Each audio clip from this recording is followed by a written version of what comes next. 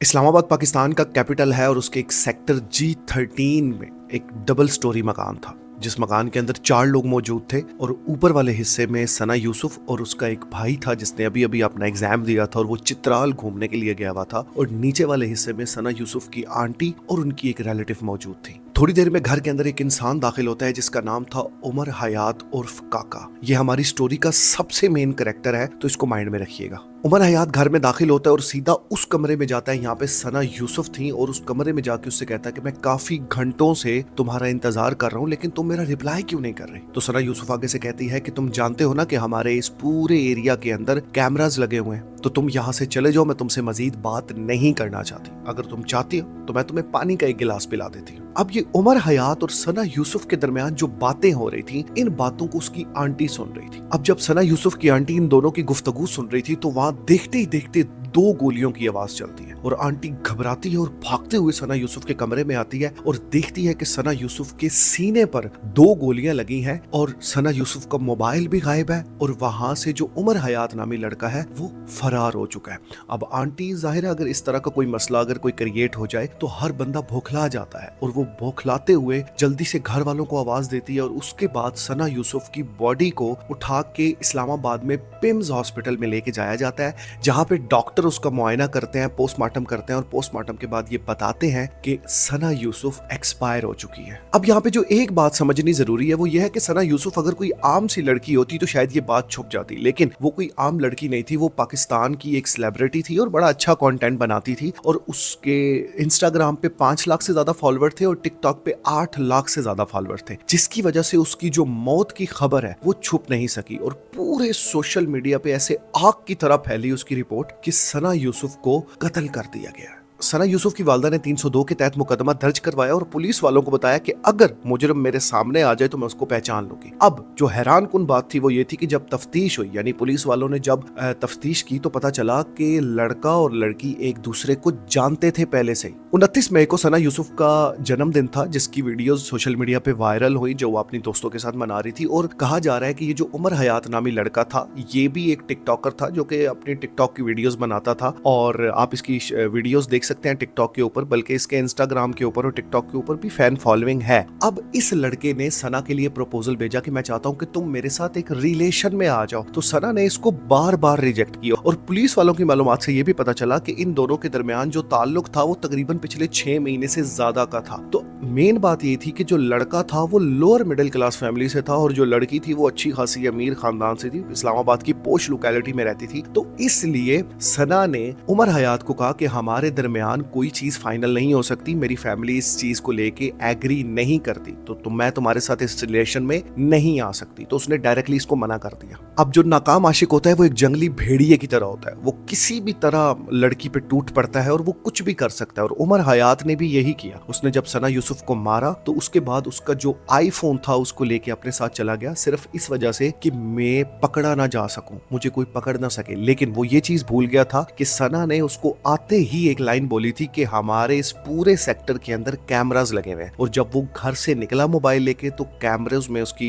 Footages جو ہے وہ سامنے آ گئی۔ اب جو آئی جی اسلام آباد تھے انہوں نے یہ بتایا کہ جیسے ہی یہ کیمرا سے نکلا تو اس کی جو والدہ تھی انہوں نے کہا کہ یہ وہی انسان ہے جس نے اس کو قتل کیا، تو اس کی فوٹیجز تقریباً 113 کیمرا سے نکالی گئیں اور 300 سے زیادہ فون کالز ریکارڈ کی گئیں، جس سے یہ ثابت ہوا کہ یہ لڑکا جو ہے یہ فیصل آباد میں ہے، اور 20 گھنٹے کے اندر اندر اس عمر کو پکڑا گیا، اور اس کے بعد اس نے اپنا جرم قبول بھی کیا۔ جب اس سے پوچھا گیا کہ تم نے ثنا یوسف کو کیوں مارا تو اس نے کہا کہ میری انا کا مسئلہ آ گیا تھا، یعنی اس نے جب مجھے منع کیا تو میں نے یہی کہا کہ اگر یہ میری نہیں ہے تو پھر یہ کسی کی بھی نہیں ہے، اور میں نے اس کے سینے پہ 2 گولیاں مار دی۔ یہ ساری چیزیں چل رہی تھی، لیکن اسی کے ساتھ ساتھ ایک چیز ایسی ہوتی ہے جس کی وجہ سے پورے پاکستان میں جو غصے کا لیول ہے نا وہ بہت زیادہ بڑھ جاتا ہے، اور وہ یہ ہوتا ہے کہ جب جیسے یہ ثنا یوسف ماری جاتی ہے تو لوگوں کا جو ٹرینڈ ہے وہ چلنا سٹارٹ ہو جاتا ہے، اور لوگ خوش ہوتے ہیں، لوگ اچھے اچھے کامنٹس کر رہے ہیں، کوئی کہتا ہے بہت اچھا ہوا، بیسٹ ہے اس کو مار دیا گیا، کوئی کہتا ہے کہ اچھی بات ہے کہ معاشرے سے گند صاف ہو رہا ہے، کوئی کہتا ہے کہ یہ بہت پہلے ہو جانا چاہیے تھا۔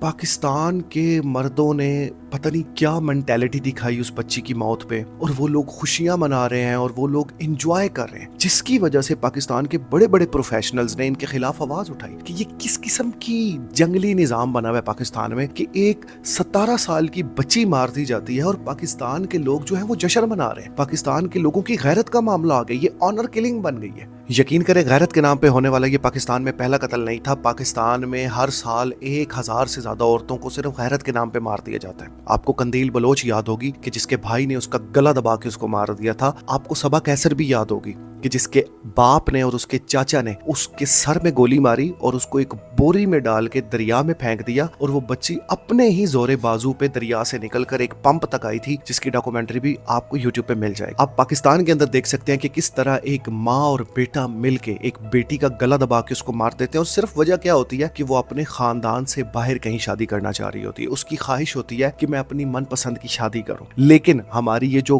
گندی قسم کی سوسائٹی ہے، یہ گندا کلچر ہے، یہ ایک ٹاکسک کلچر جو ہے، اس کے اندر یہ چیز بتائی جاتی ہے کہ نہیں، اگر تم نے ہماری بات نہ مانی، خاندان کے خلاف گئی، تو تمہیں قتل کر دیا جائے گا۔ پاکستان میں غیرت کے نام پہ مارے جانے والوں کی اتنی بڑی لسٹ ہے کہ آپ امیجن بھی نہیں کر سکتے، اور یقین کریں کہ ان میں سے سینکڑوں کی تعداد میں ایسے کیسز ہیں جو آج تک درج ہی نہیں کروائے گئے، اور اس کی سب سے بڑی وجہ یہ جو خاندانی ٹاکسک سوسائٹی ہے نا، اور یہ جو جاگیرداری نظام ہے، یہ سب سے زیادہ نقصان دہ ہوتا ہے۔ یعنی کہ مونچھوں کا جو تو ہے نا، یہ ختم نہیں ہونا چاہیے۔ عورت کو مار دو، بے شک بچے کو مار دو، بیوی کو مار دو، بھائی کو مار دو، لیکن اگر مونچھ کا تو ختم ہو گیا تو پھر اس کے بعد ہم سوسائٹی میں چلیں گے کیسے؟ ہم کس طرح سے سروائیو کریں گے؟ یہ وہ گندا نظام ہے جس کی وجہ سے بچیوں کو مارا جا رہا ہے، اور میں حیران ہوں کہ ہم اس سوسائٹی کا حصہ ہیں کہ جہاں پہ عورت اور مرد کو سمجھانے کے لیے جب اگزامپل دی جاتی ہے تو یہ کہا جاتا ہے کہ عورت ایک وائٹ کپڑے کی طرح ہے اور مرد ایک بلیک کپڑے کی طرح ہے۔ یعنی کالے کپڑے کے اوپر اگر خون کے نشان بھی لگے ہوئے ہو نا تو وہ نظر نہیں آتے، لیکن اگر سفید کپڑے کے اوپر مٹی کے نشان بھی لگے ہوئے ہوں تو وہ نظر آتے ہیں۔ یعنی کہ ہر حساب سے عورت ہی غلط ہے۔ یعنی اگر عورت کا ریپ ہو جائے پھر بھی عورت غلط ہے، اگر عورت کو مارا جا رہا ہے تو پھر بھی عورت غلط ہے، اور اگر عورت کے ساتھ کوئی زیادتی کی جا رہی ہے اس کی خواہش کے اوپر تو پھر بھی عورت ہی غلط ہے۔ وہ جتنے بھی لوگ ہیں جنہوں نے ثنا یوسف کی موت کا مذاق بنایا، میرا ان سے ایک چھوٹا سا سوال ہے کہ کیا غیرت کا تعلق صرف عورت کے ساتھ ہی ہے؟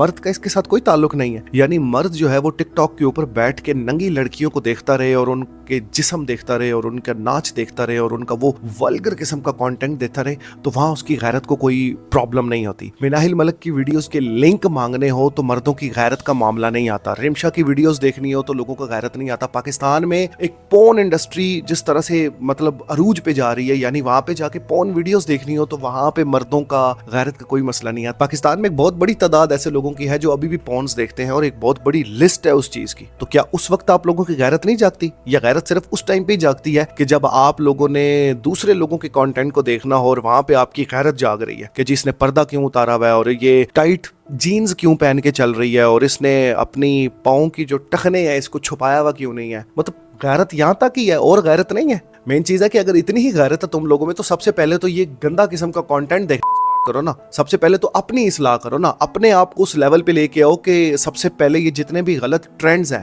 وہ چلاتا کون ہے؟ وہ آپ لوگ ہی چلاتے ہو نا۔ آپ کی طرح کے ہی لوگ جو ہوتے ہیں وہ چلاتے ہیں، اور اس کے بعد پھر آپ لوگ جو ہیں وہ کہتے ہیں جی غیرت کا معاملہ آ گیا، غیرت کا معاملہ آ گیا۔ تو مجھے منٹو صاحب کی ایک بڑی خوبصورت بات یاد آتی ہے۔ منٹو صاحب کہتے ہیں کہ ایز اے انسان ہر بندے کے اندر ایک مولوی چھپا ہوا ہوتا ہے، لیکن وہ ظاہر تب ہوتا ہے کہ جب سامنے والا بندہ گناہ کرتا ہے۔ یعنی ہم ایز اے نیشن بہت بڑے منافق لوگ ہیں۔ ہمیں چاہیے کہ ہم اپنی اصلاح کریں، اور مین چیز یہ ہے کہ پاکستان کے اندر ہر عورت کو، ہر مرد کو ایک فریڈم آف لائف انجوائے کرنے کا پورا حق ہے، اور یہ حق اس کو ریاست دیتی ہے، یہ حق اس کو اسلام دیتا ہے، اور ہر قسم کی آزادی اس کو ہے۔ اور غیرت کے نام پہ کوشش کرنی چاہیے کہ آئندہ سے یہ چیز نہیں کرنی چاہیے۔ سو بہرحال یہ ویڈیو آپ دیکھ چکے ہیں، جو پورا کیس تھا میں نے آپ کے سامنے ایکسپلین کر دیا۔ آپ کی کیا رائے ہے اس کیس کے اندر؟ مجھے ضرور بتائیے گا۔ اللہ حافظ۔